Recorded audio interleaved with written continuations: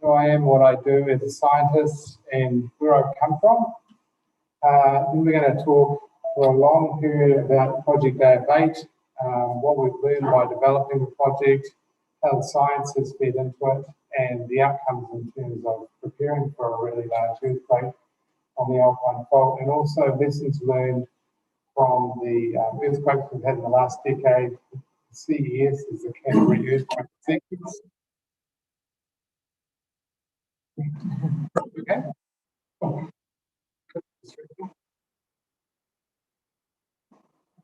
I will. On delay.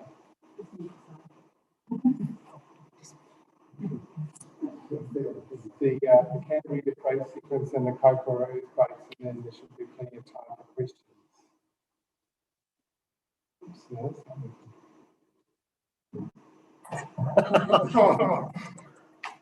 Oh, because I clicked off it, probably.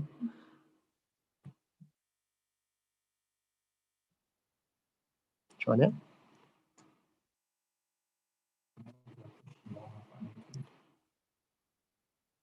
So bear with me. I'm trying to learn how to live stream this at the same time. Can we see actual? Try that now. So basically, earthquake geologist is someone who studies the geology of faults, or if you like, I'm a kind of a fault archaeologist. I've been working around New Zealand since I came back from overseas for 21 years, and typically working on the most active ones to the plate boundary fault up in the Hope Shelter area, if anyone's been up there. There's something up there. And going way back to 1999, I was part of reconnaissance missions to Turkey when there were very large earthquakes in the Hanmer region. And interestingly, there's a connection there. So some of my own papa comes back to Hanmer Springs. My granddad and grandma actually met in Hanmer Springs in that building. So that means a lot to me. My granddad was fighting in Turkey in World War I, and his grandson, that's me, was also in trenches in Gallipoli, but geological trenches, not war trenches. This is no fault. My gran is named Florence and was a nurse at Hanmer Queen Mary Hospital. So there you go. Enough about me though. Project AF8, it's a coordinated and integrated project, civil defence and emergency management project, which encompasses the whole of South Island. And it's around the probability and consequences of an Alpine Fault rupture. And the Alpine Fault, of course, and you'll hear more about this, it's a big geological structure running right through the South Island. And surrounding that are the 6 civil defence regions in the South Island. We're in Canterbury here. And so Project AF8 combines scientific modelling, response planning and community engagement. So it's not just about scientists talking to each other, it's about getting the message through agencies and out to the people. So it's very good to see you all here tonight. And it's focused on the impacts to communities around the South Island. And also at times we think about Wellington, seems to have fallen into the water. It would be just there. There are consequences and impacts to Wellington, so we include Wellington in that. These are the important people. Project leaders, Brian Patton now, running it out of Emergency Management Marlborough. It's formerly Emergency Management Southland. The science lead is Dr. Caroline Orchiston and Charter University. And the real hero is Alice, who's here with us tonight, who runs all around the South Island and sets these things up. And also goes out to all the schools and presents this Alpine Fault message to all the kids in school. So I really seriously mean that she is the hero in this whole program. So as I said, it's an integrated program, and red here really is the science. There's a bunch of organisations and institutes that collectively bring together the science. So we take it through into policy, which are really government and council type agencies, civil defence or NEMA, councils, etc., civil defence in the communities. And then collectively that goes round and into the communities through lifelines, iwi, rural sector, etc. So it's an integrated program. As I said, it's not just science. So where are we? Of course, it's probably no surprise that we're in the Pacific Ring of Fire. Down here, these are all tectonic plate boundaries, these black lines, the giant plates of our Earth's crust. And of course, New Zealand, we're lucky enough to be on one of those, otherwise we'd probably be underwater. And of course, that plate boundary runs right through New Zealand. If we slice it up, it's kind of an old cartoon, if you like, but if we slice it up, at the bottom we have the Pacific plate here and the Hikurangi Plateau subducting under the North Island and creating a volcanic arc. And a lot of active faults run through the eastern North Island. The active faults and the subduction margin project into Marlborough, and there's a transform area where it transforms from a subduction margin to a compressive continental transform margin. It's most obvious along the Alpine Fault where, because you've got two blocks of continental crust, they are relatively buoyant blocks of crust and they cannot go fully underneath the other, so they have to slide past each other. So in the north, this one can dive underneath that plate, and same down here, this one's diving underneath in the opposite direction. And in between, the plates have to push and grind past each other.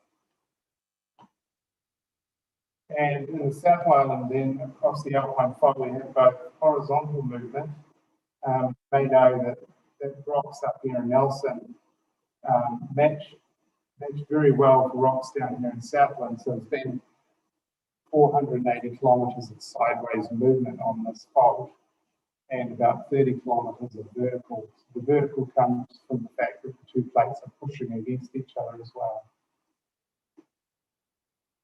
And in a holistic sense, over millions of years, this is a process by which the South Island gets pushed up into the air.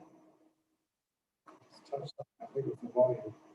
The South Island gets pushed up into the air, driven up by these processes of compression and uplift.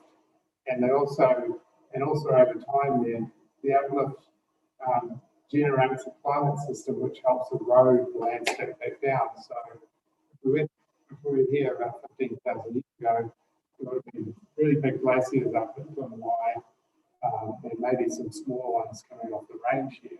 And those glaciers are wearing down the mountains and taking the sediment away to the sea and depositing in the sea. And as that process is going on, it's still going up as well during the ice ages and in the warm periods as well. In the warm periods, it's a pretty nice place to live, and we've got valleys and hot springs and lakes and cities. And so the Alpine Fault's been researched for many, many decades.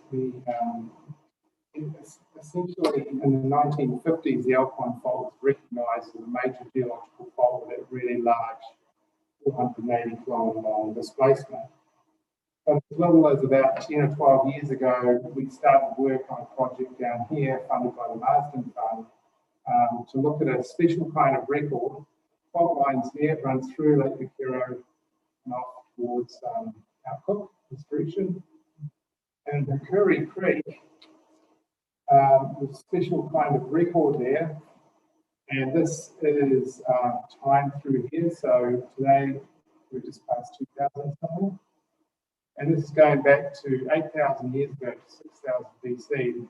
These dates come from radiocarbon dates. I'll show you the evidence for in a minute. But so over the last 8,000 years, these blips represent the scientific probability of an earthquake being at that time based on the date. So each one of these blips is an earthquake basically dated in a section that looks like this. So when we went to Curry Creek, there were sections on either side of the valley that we carefully scraped down. And the model for this apparent alternating sequences of the brown colours represent the times when there's no earthquake on the Alpine Fault, and organic material is just accumulating in a swamp environment. So if you go to a swamp and dig it up, it's pretty brown and peaty. These are peats. So peaks form through time very, very slowly. Those peaks are abruptly buried by grey silts. And we think the grey silts come in from the Fiordland Ranges immediately after an Alpine Fault earthquake. So this pattern of stripes from brown to grey, etc., all the way through, we've been able to radiocarbon date the peak because it's organic.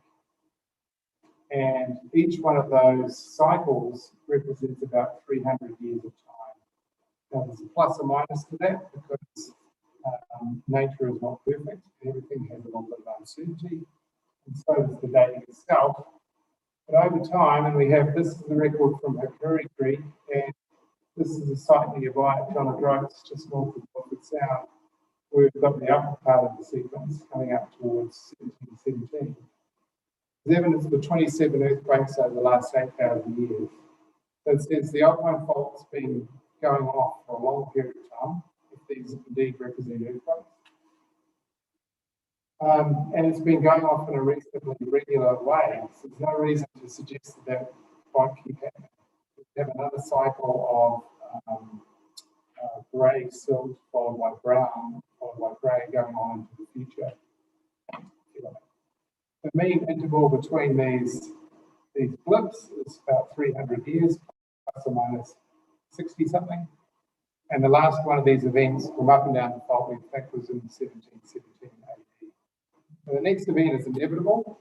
And this piece of science that we did was the launching pad for the AF8 project, because it actually said to civil defence people, this was a credible scenario, or a credible event, with a probability of something like 29% recurrence in the next 50 years. So 50 years, that's a reasonably likely kind of event, especially for a geological event.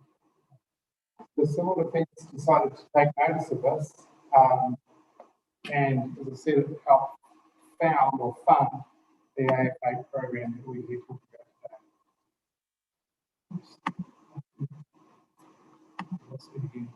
today. I'm just been told the live thing can be on the next page. They're going there. Is it going?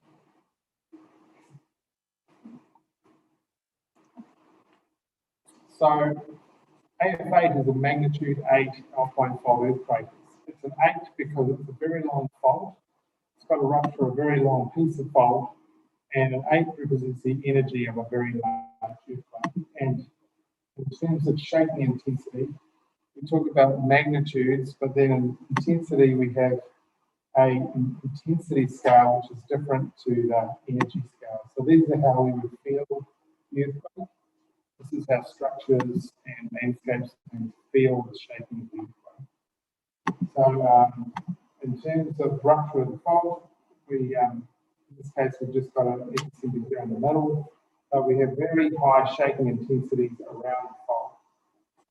From intensity 8 to 9. These talk about whether you can stand up or whether you're visibly shaken, falling over, whether structures are falling over or broken. I always try and refer to Hanmer Springs. I think it's around there. You're safe. But you will feel it. You will feel it, and you will feel the consequences afterwards, I suspect. For reference, we've got a couple of earthquakes from the Canterbury earthquake sequence. The 7.1, the same scale. Of course, the highest intensities relate to where the fault is. So the fault related to the Dartford earthquake was in here, and the highest intensities were out in the land to the west of Christchurch. The devastating 22nd February earthquake was smaller again, 6.3, and had a much smaller seismic footprint. Of course, the worst part of it was that was right in the downtown area of Christchurch. So, in comparison, of course, the Alpine Fault being magnitude 8 is going to have a much larger impact across the whole of the Western South Island. Now, when we started developing Project AF8, scientists got together, we tried to model what this event might be like, and we asked ourselves, well, where's the epicenter going to be, and what are the different impacts if the epicenter is in different places?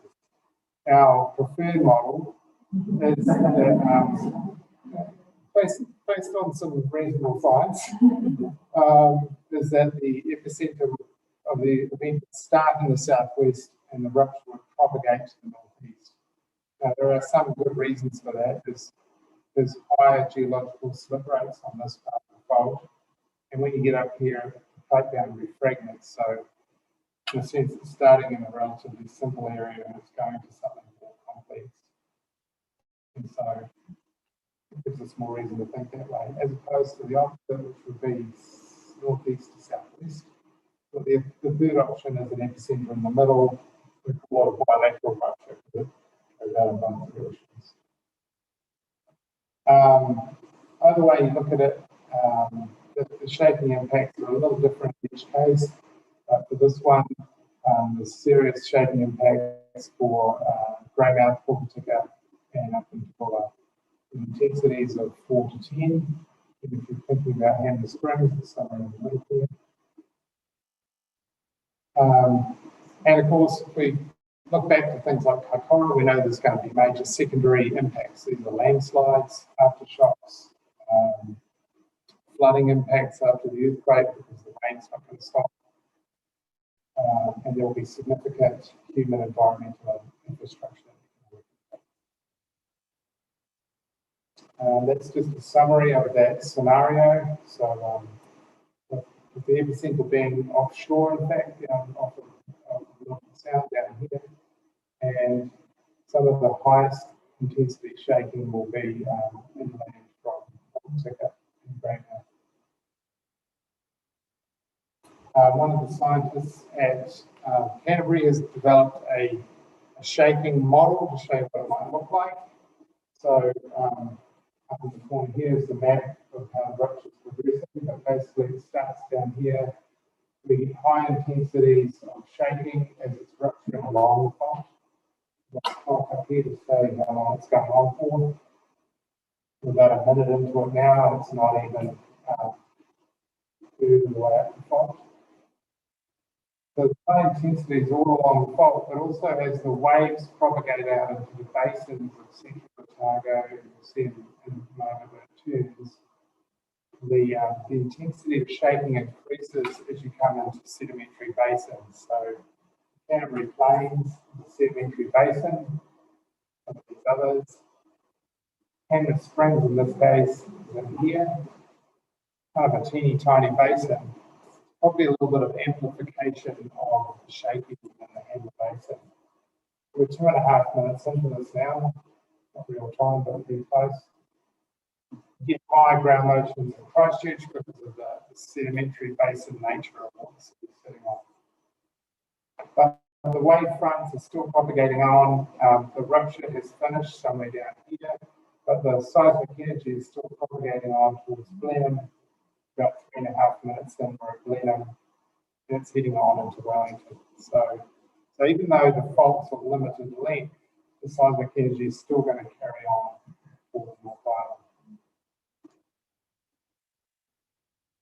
So that brings us to a slightly different topic, which I call multi-hazard cascades. Now these are not just, hey, we've had an earthquake and a shock, but what are the other kinds of impacts that happen when an earthquake happens? So we've got landslides, we've got liquefaction, we've got tsunami, we've got post-earthquake flooding and sedimentation in rivers.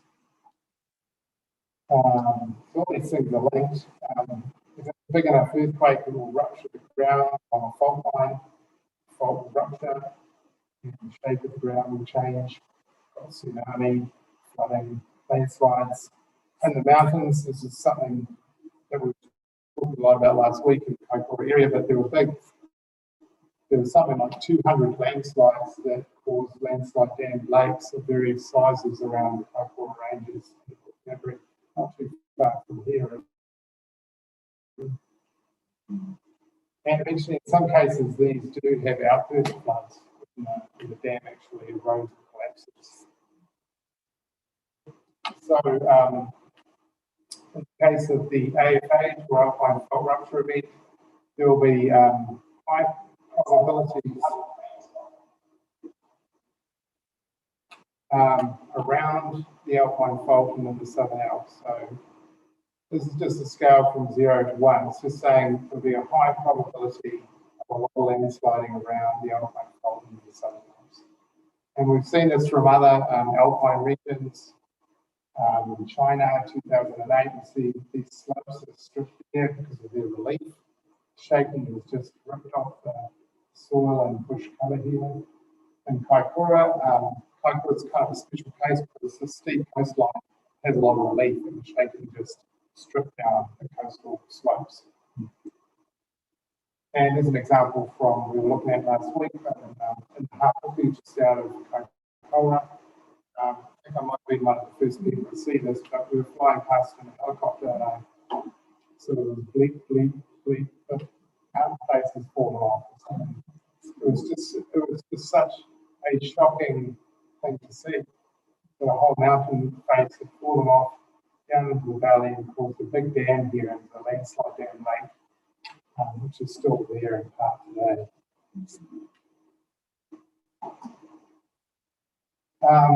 So along with that landsliding damage in the Southern Alps and close to the Alpine Fault, you can have damage to your roading network. So what's really relevant to the West Coast is that access to and from the West Coast is via these passes. So here you are again, there's Lewis Pass, etc. These passes are likely to be damaged, if not really taken out. Again, there's many road closures along the West Coast where there are bridges across big rivers. Rivers may cause erosion or damage to the bridges. Shaking may cause damage past bars and somewhere near the Hanmer tunnel. So for the West Coast people particularly, the best form of access is going to be from Nelson. Even then, you're going to be hoping that the Bull Gorge Road is open for access through there. And the spring, we can talk about. You guys will probably have a few concerns about connectivity back to Christchurch and other places, but there may be no passage through Lewis Pass for quite some time. Think back to Kaikoura, it was 13 months to get that road operational again. So how will some of these passes look after such a large event? Well, it's very unlikely that this pass will be open. And what we call sort of peacetime situations where we don't have earthquakes going on, we still have road closures. This is Kelly Creek on the Arthur's Pass Road, and this is the Wanganui River on the west coast. And it was a very big storm and a very big landslide about 5 years ago, and it was enough to take out the highway bridge here. So these highways are very susceptible to damage from storms, and of course they're very susceptible to damage from an earthquake event. The electricity network, very similar. The network, the hydroelectric schemes are all down in this area here, where all this is basically in. This is where the main dam system is. And so the electric corridor is in pretty good shape all the way through here, but there may be some susceptibilities in parts of the Southern Alps. Power to the west coast will probably be cut off via this Arthur's Pass through here and also through the Buller and Grey Valley corridor. This may affect electricity supplies to not only you guys, but also to the North Island. And something that's talked about is that if the system goes down and if dams have to be shut down, these dams require electricity to start up again. So there's a negative feedback loop. If you have to shut down the system, it's quite difficult to start up again. And of course, the other impact is on people. There may be people we may not have any tourists around. After today's announcement, we may have tourists around. Certainly, things would have been different last year, but telecommunications will be affected, and there will be a need to move people around. We saw in Kaikoura that there are a lot of tourists stranded in Kaikoura who will be lifted out, and there were lots of vehicles left behind.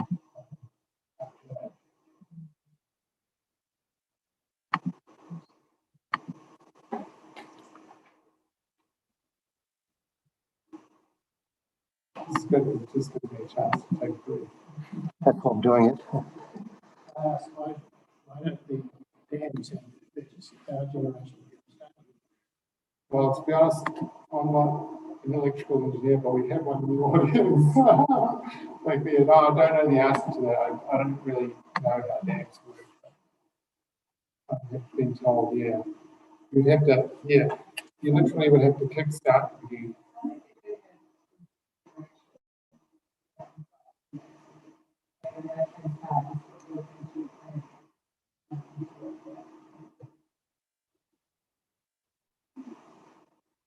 But yeah, this concept of multiple desert cascades has been borne out by the recent events over the last decade. So in Dartfield or Christchurch, this is the fault rupture just out of Christchurch along the Greendale Fault. There's a fault through here, and all of the earth has moved off about 4 meters to the right.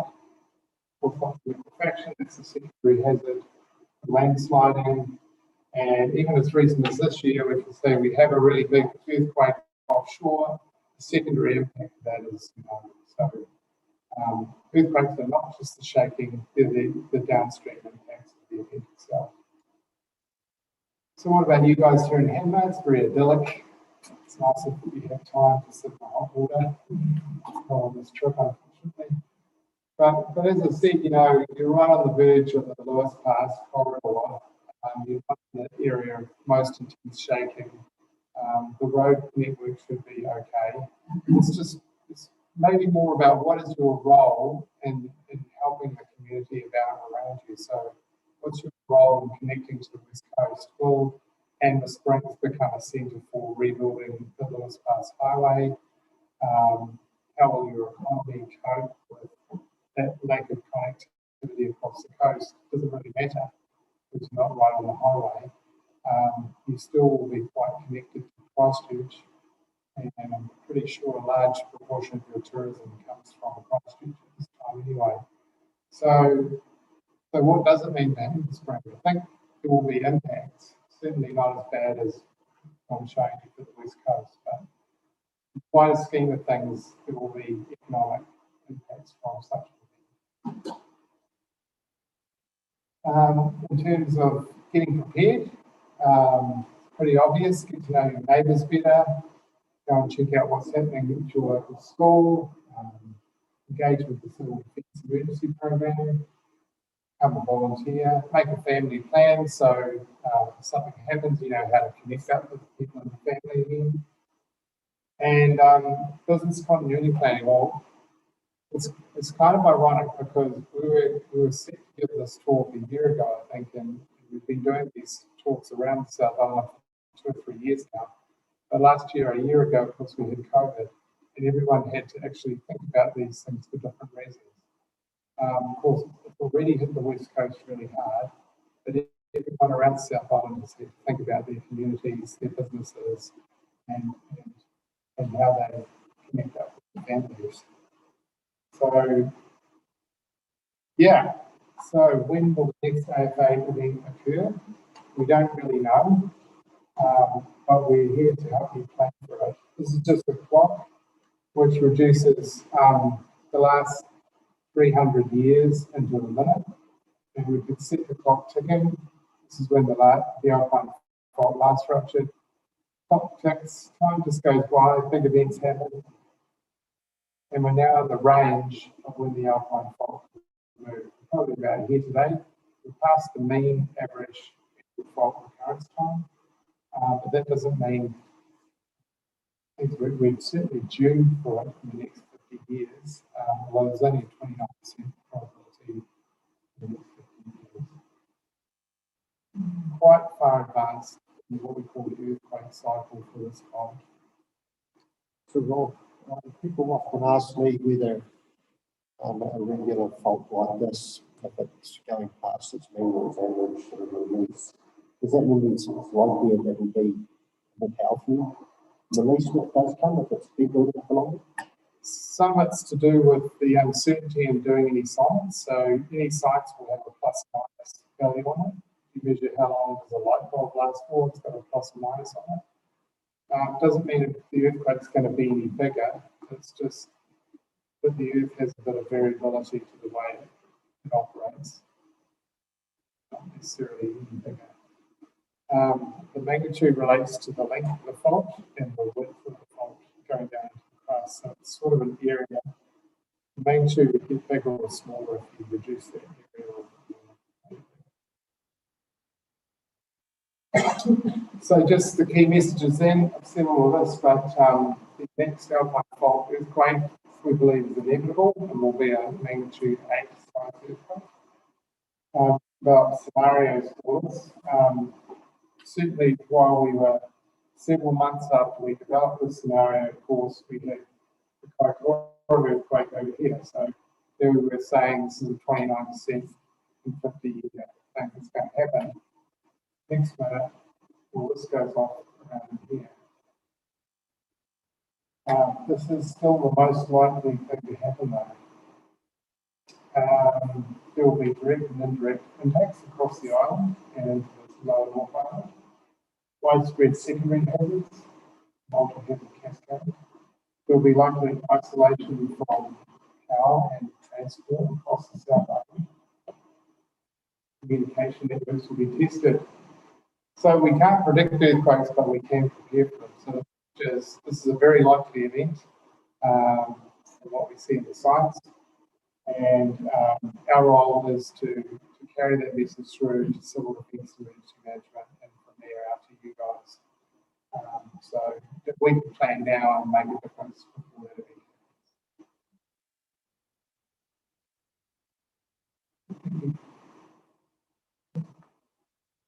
I can take questions. Yes. You talked about 29% probability of massive earthquake in the next 50 years. What would it jump up to probability was?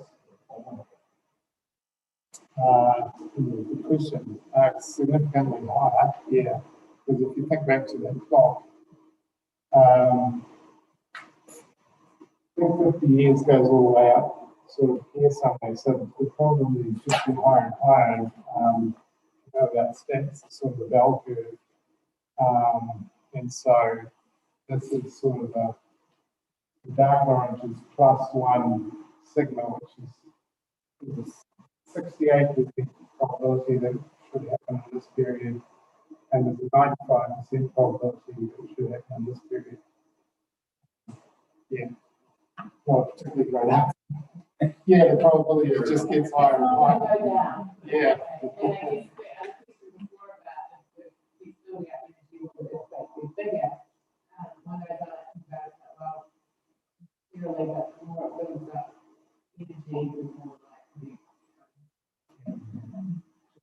It's really small ones that we need to go through. We talk about some using them.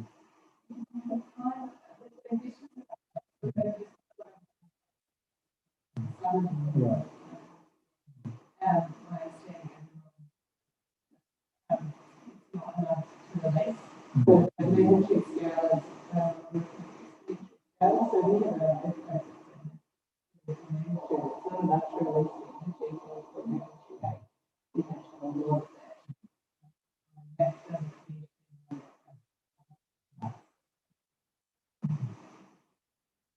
Yeah, each one of those magnitude units is 30 times an energy difference. Yeah. So you've got an 8, it's 30 times bigger than a 7, which is 30 times bigger than a 6, which is 30 times bigger than a 5. So once you get down to a 5, it's over 1,000th of the size. So it's not doing very much. Small ones don't go pretty nice.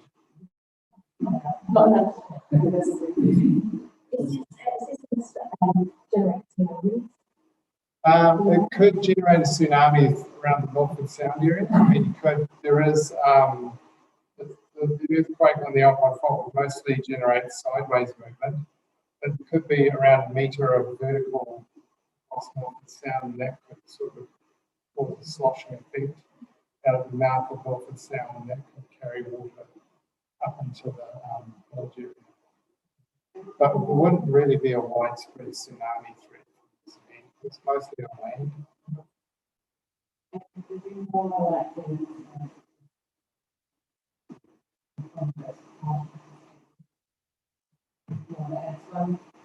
once on land, it's unlikely to be no cut from the region, unless it was an unfinished the one thing that we will need to know so we get rock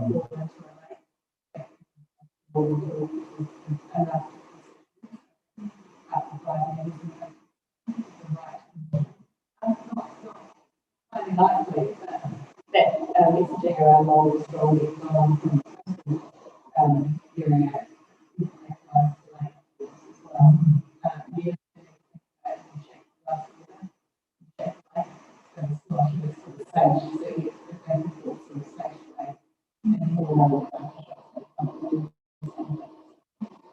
not the same extent as what we experience out there.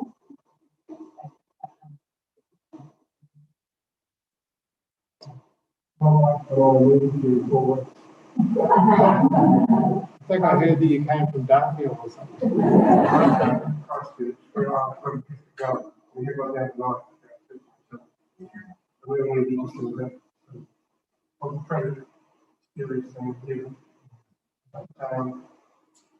If the Ferry Bridge goes out, anything out of place. That's a really good question. Yeah, that's a good question. So we have several options for getting out of here if we lose the Ferry Bridge. First of all, talking about the Ferry Bridge itself, I've had several big, long, deep conversations with our roading engineers. They assure me that the bridge itself will still be there, the problem will be the approaches, and the full expectation that all those faces on this side of the bridge will come down and block the road. So that, but they will be really confident, even after I've challenged them several times, that the bridge itself will be there, but it will. Yeah, there is. Yeah, so the bridge itself will be there, but it will still take weeks to months potentially to clear the rock faces this side of the bridge. So, Posset Downs, there is ways being mapped through several farms. We might be able to get out depending upon weather. We've also got out to Molesworth and go out to the north as well. Not what we want to do, but we do have options if we do lose access to the bridges. Potentially, yeah. Well, that's another option as well, is some sort of ferry service across. So there's different options we can certainly look at. So you'd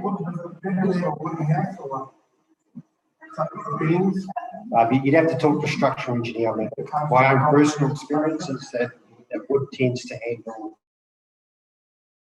earthquakes quite well. I'm not an engineer. That's just my own anecdotal experience with that.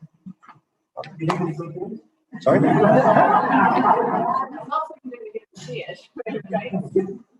Oh, I actually thought you had some really great news. I thought you guys were going to get slammed. So there we go. There's some brilliant news for a start. You're right on the edge of it. That's supposed to be building. I think that's really great news. I mean, from my perspective, the good news is now we've got some really good science that's been made available to us to help us understand what our risk is. And a community, it's very hard to prepare and be as resilient as we can until we understand the risk that we face. Once we know what we're facing, then we can start planning to prepare now, and make our whole communities more resilient. One other really good bit of news is that the Local Government Act has had the wellbeing of communities put back in as one of the core activities that councils have to undertake. So that means there's a lot more money, a lot more focus on helping communities become stronger and more resilient in everyday life. And we've seen around the world that the more resilient communities are in everyday life, the better off they handle disaster events, because they're just in a place economically, emotionally, and so on. So there are some really good bits of good news in there, but we can't get complacent.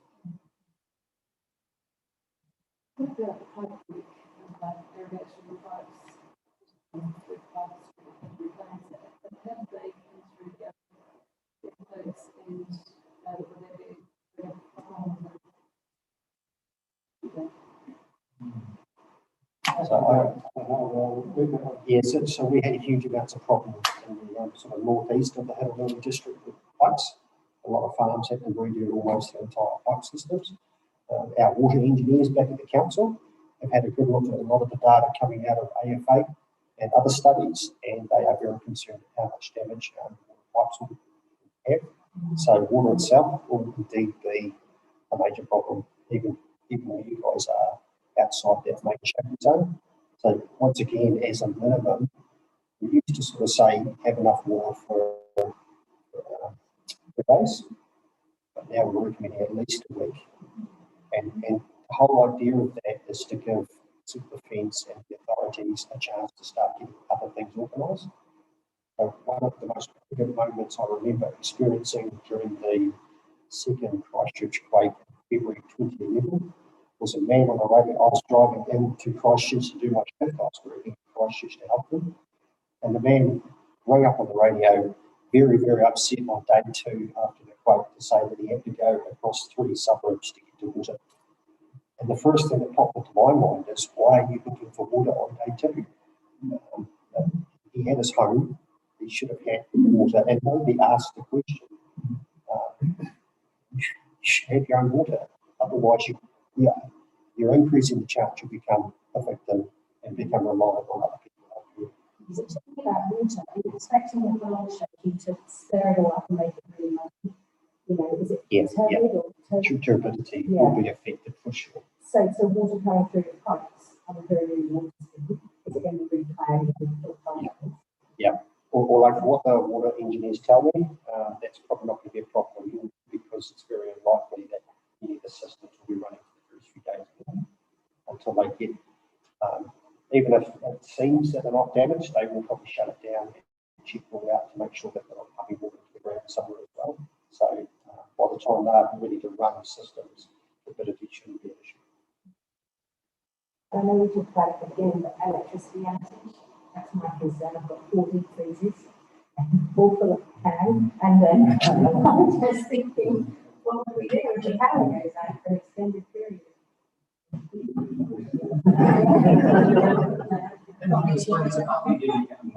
understood previously that maybe that would be an additional generation. This is what means to Yeah, absolutely, and that will help partially here at Hanmer Springs. But once again, another cascading effect that we have with something as big as the Alpine Fault is fuel supplies as well. So, and it's not practical to be holding thousands and thousands of litres of fuel, which we need to run the works on generation. So even once we've got that generator here, we should be able to power at least parts of Hanmer, maybe not all of Hanmer Springs. But once again, if we can't get fuel, we will start to lose generation as we lose fuel supplies. I've just come back from 2 years working with West Coast, Nelson, Tasman and Marlborough, and the lifelines over on the West Coast did a study and found that they could double the fuel reserves of the West Coast if everybody kept at least the fuel tank half full at all times. That actually doubled the supply of fuel on the West Coast, which was a real eye-opener. So even little things like that, keep your fuel at least half or more, as soon as it drops to half, fuel up, so that you're not running to the fuel station. We're trying to work with the fuel station now, but it's really hard to get fuel from underground tanks without electricity. So that's another challenge again. And this is where it all cascades together. You know, police fire ambulance, they rely on electricity, water, fuel, so does every other agency. So this is where it's really tricky to try and bring it all together. The interdependencies and all the agencies, absolutely incredible. Yeah, 2030 onwards, we'll say, 2025.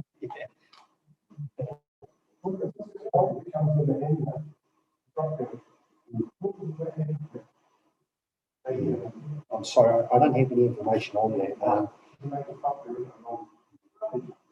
Yeah, so the Alpine Faults are really straight line across the South Island, but so is the Hope Fault, and it runs it's the major junction from the Alpine Fault taking motion from here and across towards Kaikoura. So there's the Hope Fault and the Hanmer Basin is a special kind of basin called fault part. It's where the fault has 2 pieces. This is good news, right?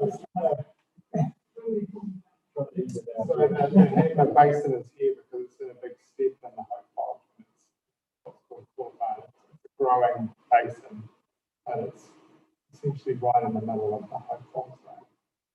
So that's another story. So is the Cape Break likely to affect the geothermal water? Because I Well, personally it's had it in been, my own hot spring. yeah, no, it's been shown in places like California that distant earthquakes can actually change the local stresses in the rock and can either pump up the temperature or decrease the volume or other things. I think Conservation will can be affected that they will cause fracture. I would expect so simply because most of the springs is up on the slopes. We have to map that. And I mean, once again, this has been a real boon for us as emergency management practitioners, but I don't want anybody to go away here tonight and fear for their lives. Okay, it's not about that. And it's no different to jumping into a motor vehicle and knowing there is potential for you to have a smash, a crash. Right? We put our seatbelts on, we have safety cars, we try and make the roads as safe as we can, but it doesn't take away all the risks. But we've done everything we can. We don't drive in fear. We know these risks, we've done everything we can about it, we get on with life. Same with us here. We know these risks, these things we can do now to prepare, to make ourselves more resilient. And then once you're there, get on with life. Every once or twice a year, really look at your preparations. And don't forget, it's not just about Alpine Fault. You know, there's snowfall, as we saw in mid-Canterbury in the mid-2000s. You know, 6 weeks covered in snow, flood events, storm events. Well, if I do tell you to evacuate, tsunami evacuation here, that means the rest of the Himalayas and a lot of strife. Hopefully it won't come to that. But, you know, there are risks, and Rob said it, the Alpine Fault, the Alps themselves are there because of these dynamic forces that are in action. If they weren't there would be no New Zealand. And it hasn't finished yet. It's still developing, it's still creating. The mountains will keep getting higher every 200 years or so. They'll be higher. And we just have to accept that as part of the risk for looking at the responsibility. But there's lots we can do individually and collectively to make what happens during the event a lot better. Mainly, Kaikoura, doesn't it start up wide out? Yes. It doesn't that very close to the main fault line going through. Yeah, well, roughly speaking, wire is about in here somewhere, and it started there and propagated out towards Kaikoura. Yeah, so wire is about here somewhere, is that right? Yeah. And so it ruptured a whole bunch of faults, what we call the North Canterbury domain, and then for some weird reason it jumped across the Hope Fault and started rupturing faults up through the Kaikouras and Keperini Fault and offshore Cape Campbell. Very unusual event. So we'll never have that. We talk about confidence. I feel it is the person who can that's this month. I don't think it changes the probability for the Alpine Fault event. It's a little bit distant. I actually think there's probably an elevated seismic hazard out here. There may be a slightly elevated seismic hazard down near Colvin, because it's at the southwestern end of what's happened. But there does seem to have been a sequence from 2009. There was the big one down here, and then sort of jumped into Canterbury, and it jumped into Cook Strait, jumped across the Kaikoura. And I frankly don't know if that's the end of things, but there still is a 29% chance in 50 years that we get this kind of thing. I know you started out on as you showed before those layers, but there are other areas. Yeah, I was just talking today about some trenching in Wellington, Kaitopi area, where we've got a record going back about 12,000 years. And Wellington Fault only repeats about every 1,000 years, so we've got about a dozen events there. And we can do the stats on that sort of thing. It's about 5 different colours. Yeah, yeah. I mean, this is the most active on-land fault in New Zealand, with the shortest recurrence. So that puts into the likelihood. So the last time it ruptured here in 1717 was before Europeans arrived. True, yes. So there's no written history, but is there a Maori oral history of it? Yeah, interesting. You should say that. I got some funds last year to look into this kind of thing. So I'm slowly developing an engagement with Ngāti Waiwai on the West Coast. I did some work with them about a month ago. And as you can imagine, it can be quite a long process to develop that relationship and get the trust that they talk about. But there is actually a really interesting purako or oral tradition around the Orohura River that a Taniwha chased one of the Maori maiden up the river and chased her and eventually caught her, and she turned to greenstone in the river.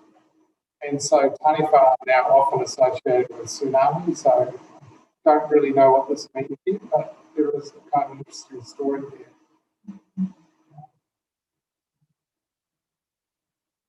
That's a little bit related to the questions. Treaty blocks come off the northern end of the island. How interconnected are they in terms of the area of the lightning trigger those treaty blocks or the That's a really good question. I think that's a definite possibility. The Hope Fault's one of those. So that little triangular area there, the Taramacau River and the Kelly, and a couple of faults here that come off the Hope Fault. And then we have the Clarence and the Awatiri and the Wairau Fault. These are all branches. And the loading, the old analogy of a windscreen, if you start a crack and that crack starts to propagate, there are stresses with that crack, which means there's more likelihood that the crack will go further. So she could potentially trigger other events in an aftershock sequence, or years to decades later, one of those faults could be triggered. Are they lateral faults? Yeah, Or they're sideways. Yeah. So have you got a sensor right at the bottom there, right at the left-hand end? That the second you start getting a big quake, you can alert Wellington. It gives them 5 minutes to run upstairs or, I think that's being talked about, like early warning systems are being talked about. I always think it's strange in such a small country with a small population that we should be as concerned as Japan and California, but it is being talked about. Yeah. The other thing is that there are different seismic waves. So there are primary waves, P waves, and secondary waves. And the primary wave, they start all together, but the primary wave accelerates away from the other waves. So that means that in Wellington, the primary waves from the earthquakes will be known about before the main part of the seismic wave train is. So when we do the first shake, how long do we do it last? And what's the duration should be? Minutes. Yeah, minutes. On that earlier point, so there is research at the university, and we're going into not just how you would set up technically that sort of system, but also what would those warnings tell us. Like, so I received an earlier treatment really that horrible of my phone.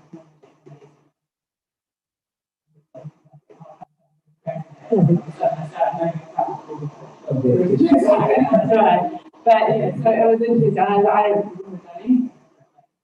I had a couple of minutes before I put more than I'm doing. I think we're going into sort of understanding what the messages been that we've received that would actually be useful for us in that context. So I think in California they get out of the lift, or you're in surgery in a hospital. There's these sorts of They can slow down a bullet train in Japan yeah. before the earthquake. Yeah. So that sort of stuff has real use to it. But in New Zealand, it's sort of understanding what that actually means for us. And at the end of the day, anyway, yeah,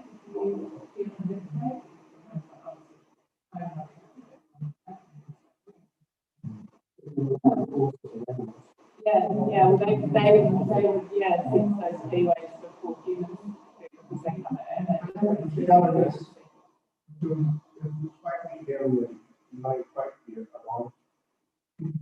The shallowness of the quake, or is that a possibility, or you don't know?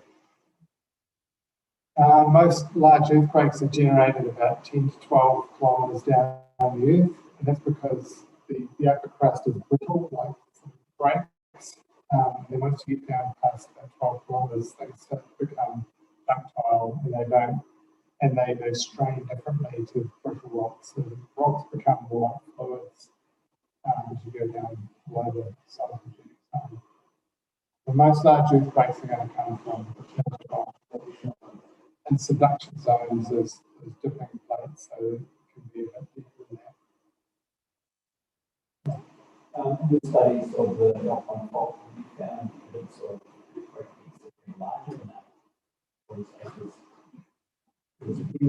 Well, what we're doing, and some of the clever results that have been coming out in the last decade have been coming from lake studies where the turbidites and turbidity collapses in lakes have been studied in lake pores. And that's allowing us to understand whether we can break the fault up into bits where the fault might rupture and stop somewhere, rupture and stop somewhere, whether two or more of these sections can rupture at a time. The basic answer at the moment is it could be earthquakes that rupture as far up as Springs Junction, from north into up to that Springs Junction, but then there's a really big bend in fault up in here. And it's such a significant change in the fault that could be enough to stop earthquakes. So that could limit the size of an individual earthquake to something like from down here to about Springs Junction. You could have another one later up here, but it's on the question of when do earthquakes start and stop, or where do they start and stop.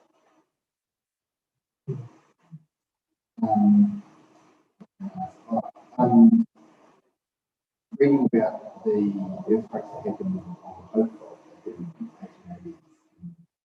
Yeah, 1888. There was an anecdotal talk about there being grown in preceding days. It could be. There are certain phenomena. Another phenomena is earthquake lights, which is it's a weird phenomenon. It was actually seen in Wellington when the Kaikoura earthquake was happening. And there are certain elements and gases that the Earth sort of lets off when earthquakes are about to happen or are happening. The lights happen from xenons released from the Earth through cracks and things, and it's seen as earthquake lights. People have been seeing this for centuries in various parts of the world. It's not very well studied. I opened the beat line at 10 o'clock in the morning on the morning of Christchurch earthquake, the 1 February, and the bees were behaving so bizarrely. They were flying below beat height, and they were really loud, beautiful calm day. And so I shut the beat line up there quickly and I went inside and I actually said to my husband, there's something really weird going on, because bees are really acid, they're not normally like that. And so that's quite happening. That's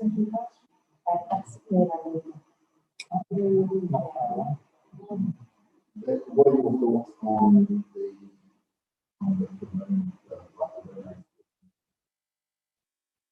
the the forces of the moon on the Earth are considered to be negligible in terms of affecting the earthquake cycle. So, it seems to be just a coincidence somehow. Also, they need more to see from local practice and what they ended about recently. So, of course, I'm thinking has it shown that those type of things existed before the previous one? Like the sequence of moons. Well, that's something we're looking into, and the latest science is all about developing computer computer-based simulation models of New Zealand. So we're putting every single major fault in New Zealand into a three-dimensional model, and the computer is trying to run it to see how the patterns of past earthquakes could have happened. And some of these runs look like things that we've seen from our geological studies. It's possible. I think that's it.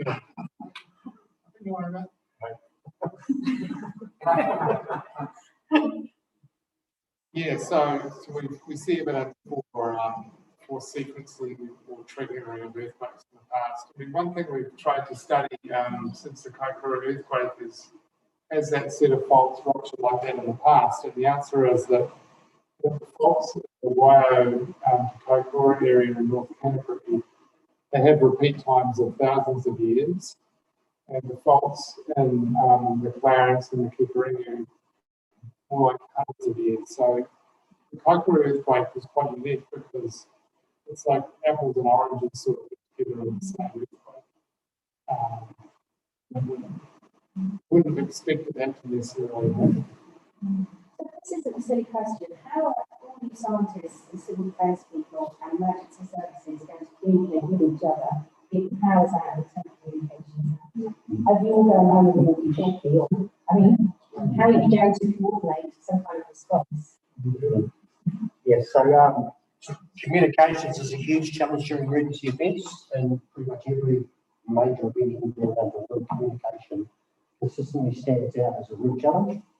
So here in New Zealand, we've obviously got radio networks, satellite networks are our two main ways to talk to each other and all communication being throughout. We've got satellite phones. Yep. They run practice events and this sort of thing. So the year before COVID, there was a South Island Tier 3 civil defence emergency practice. So all the civil defence areas practiced doing an Alpine Fault exercise for a day. And last year it was COVID, but there was supposed to be a Tier 4 exercise, which would have been a national civil defence practice of an Alpine Fault event.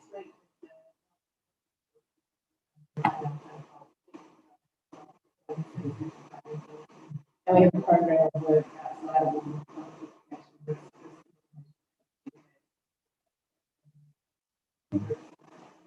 We're going to have to be prepared to help ourselves because we can't go for an ambulance or something. Yes, it's now probably a good time for those who don't know how civil defence emergency management is organised in Ireland.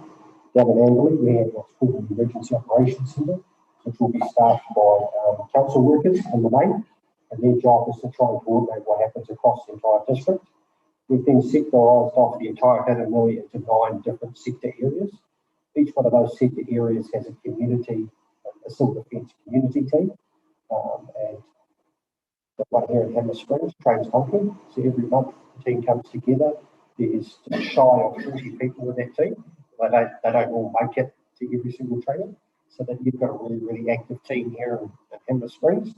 Some of the other areas like Mount Life and Mutnow, much smaller areas, and they only have 3 or 4 people in their team. They still come together anywhere from quarterly through to monthly, doing their training. Each of those sector teams has satellite phones, has radios, and has various other tools to help them organise their community. But you're right on the nugget, really. When big events like this happen, Angley can't come up here and say Hanmer Springs, only Hanmer Springs can help Hanmer Springs. And so it's all about trying to enable all of the communities to be as resilient as they can to respond in a really, really good manner. And that's what our job is. And so once this team activates, you have your own civil defence team here looking at the needs of your community and trying to meet the needs.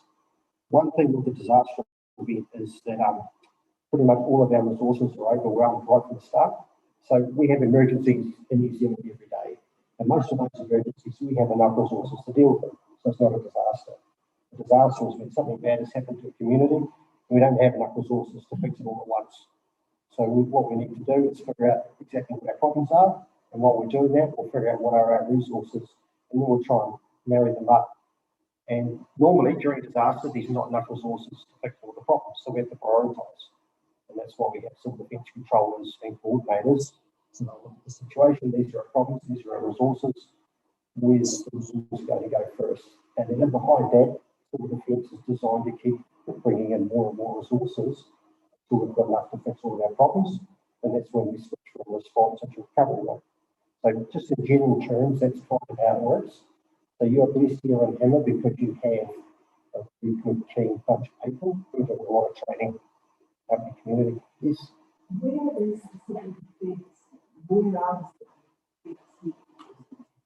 Hanmer Springs. So we just only a few months ago relocated to the offices of the Hanmer Springs Pools. So that's not a place for the public to go there. That's where they'll coordinate what happens for the community. So this facility here is one of the places that will run what we call welfare centres or community emergency centres. So if something bad happens, once we check out which buildings are safe, the civil defence team here will decide where they're going to run their emergency centre, and then that will be promulgated or advertised around the community so that you can knows where to go to get some help or just information. So the hall, the library, and here are sort of the main designated ones we think we would use if they're safe to use. I did read on the West Coast that they have some big stashes of emergency provisions and things because all the tourists that are likely to be there. Yes. Because, you know, at any one day you might get 5,000 people in a town with a population of 500. And they've got these sort of hidden stashes. Are they everywhere? No, they're not. That was a West Coast initiative. They've now got the funding and they've got containers that they're bringing in and putting into certain parts of the West Coast because the West Coast is so easily isolated by its rivers and its bridges. As we said, it doesn't take an Alpine Fault. Any big rain event, 700 mils plus in 24 or 48 hours is enough. That was a joke because it's a lot of rain, but anyway. So yeah, I think there's 4 or 5 different container caches of equipment and food. They're setting up on the West Coast. They're not all in place yet, but that's a local initiative that they've started.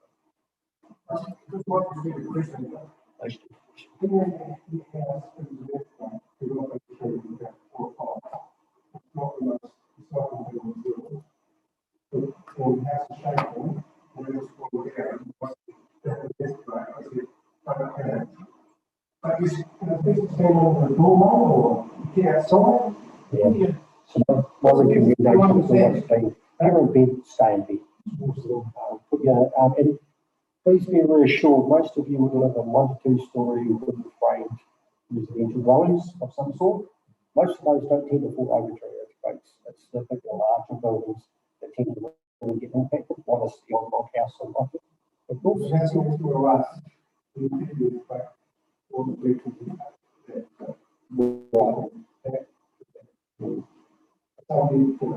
Yes, I mean, if that happens, it's like yeah. Yeah, but that's by no means the norm, right? Most houses handle it very good. Most people get injured in earthquakes because they're running or trying to run somewhere and things are falling or flying around and it hits and hurts them. The one death we had in Mount Rifle was from somebody trying to run through their house in the dark, and they took a fall and then people medical being as part of it too. But please, honestly, the best thing you can do, drop, cover, hold, get into something. I would recommend staying in your bed as your first option. Particularly if you're in bed already, it's light, it's dark, you've probably lost power if it's that bad already. How many of us keep a torch beside their bed? Oh, that's really great. That's more than I normally see. My wife is driven nuts by the amount of torches in my house. But yeah. So I've got a good question for the 3 of you, because you deal with this all the time. In your own homes, how much food have you got stashed away, and how much water? Because I mean, you're in the freezer. I've got it. My freezer is frozen, and I don't have to replace it. I probably don't have as much food as I could, but I probably go to my neighbours as well as I could. But one of my recent recommendations is a lot less stuff. People just 3 days, being able to share stuff with your neighbours. of numbers is right now. One person is a generator, maybe other people. What more you can do? I'm probably not a very good example because I've been super fence for 30 years. So yeah, I have 2 generators at home. This one and a bigger one. So if the All Blacks are playing, I plan to keep watching. So one for the cricket freezers, one for the TV. Yeah, I also have ice cream containers of water sitting in the bottom of my freezer. So once again, once it frosts, that's water, but it also keeps your freezer cold a lot longer. I also have 6 2-litre barrels that I keep filled in different places in the garages and sheds. Each year when I take care of my kids, they take care of them when we review it each year. And food, guys, my wife, the same. We have shelf lives of food and containers of food. And it's actually a major pain to try to cycle it. It's our biggest challenge to make sure it's still good. And after the quakes, my wife now happily joins me in doing that. Before that, she complained about it, but then the quakes happened, and now she's fine. But I'm way in the continuum of supervision preppers, I think we're called. I'm way out. And where did you see it? I'll be the one with lights on everywhere. And barbecues, roast I don't know what end of the spectrum, but I do have a 200-litre water tank at home, which is something everyone in Wellington was encouraged to get a water tank. And you can connect it to your downpipe. You connect it to your downpipe so you're continuing to get water from the sky.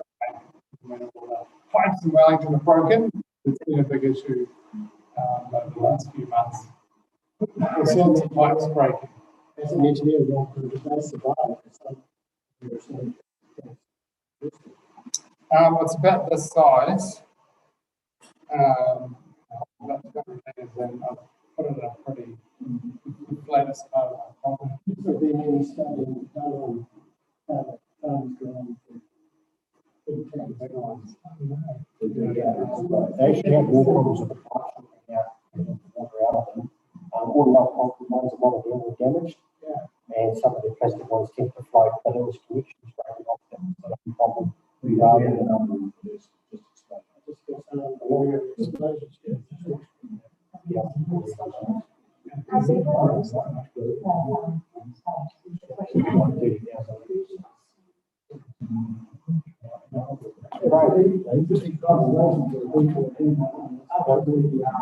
quite pleased. So we've got a general speaking.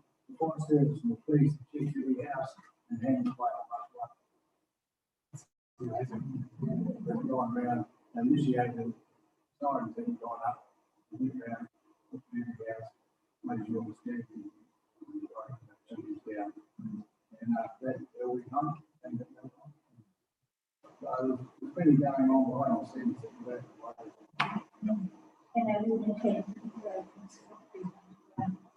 You'd be pleased about that.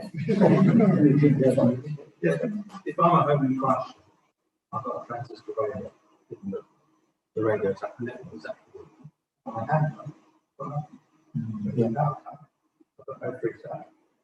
Yeah, but there's still radio stations transmitting into Hanmer Springs, and we have the national agreements with all the different networks to get the messaging out. So a transistor radio will still pick up radio stations.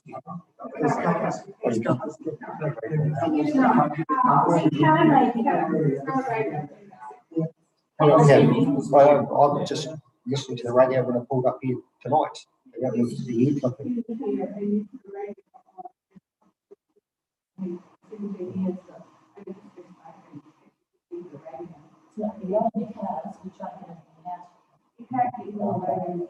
Okay, so part of your disaster plan might be to go out to your car and listen for a quarter of an hour, a half hour. Yeah. Talk to neighbours, somebody might be higher, get yourself some sort of a refrain tree, a message tree for any new messages coming through. There are ways around that. The broadcast saying that you're government funding. None of the politicians receive solar batteries, in terms of subsidies.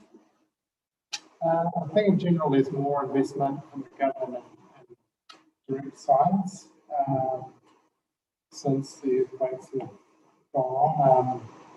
It's going to take a decade now, but there was a new research fund called the Natural Hazards Research Fund, which sort of helped us through from the beginning of the Christchurch earthquakes, and it ended about a year and a half ago.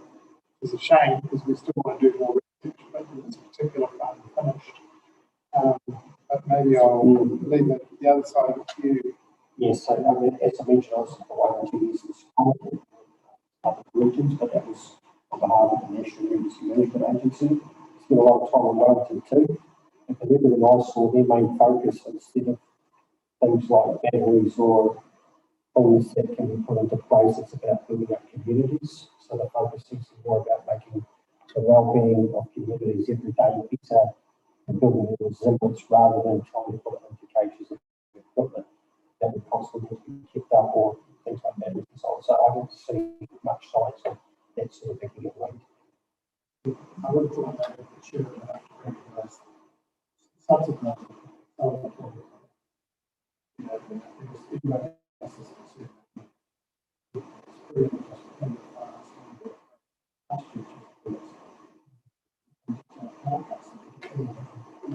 Main power came in 20 years ago saying that we might put a solar power and that's lip service because a year or two later. They've now got a generator that people might not know about hospital. Also, the pools are thrown about the standards.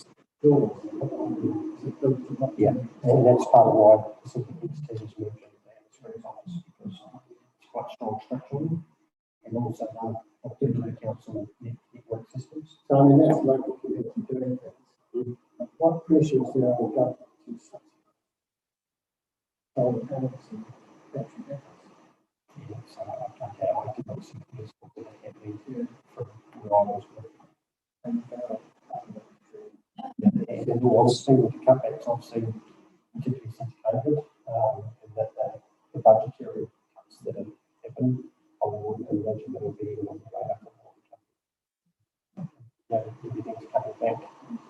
I think that the Wanneroo District Council, they invested in a big generator. You can see it from the high streets and outside the office, but they don't have fuel tanks to supply it.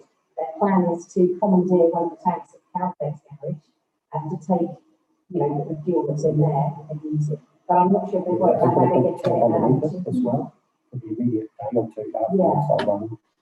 But it's a huge generator, it's going to chop through the fuel, so I think they need to just commandeer a petrol station.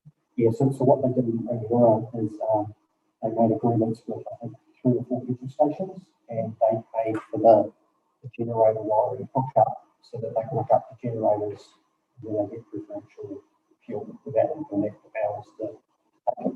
So that they are very, very aware of their fuel tanks. Any other thoughts or questions about the emails?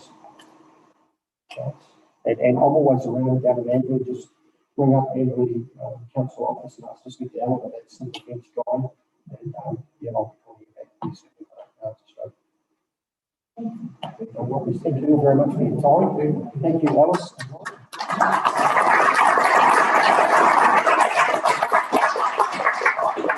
a really good size group for community questions, I think. Yeah, and sometimes if it's much bigger, the questions don't last as long.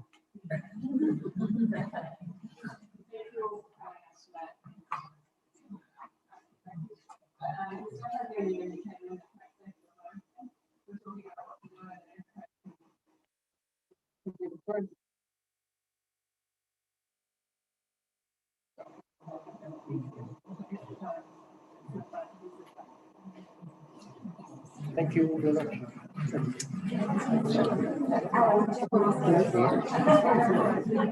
I'll just try and stop this here.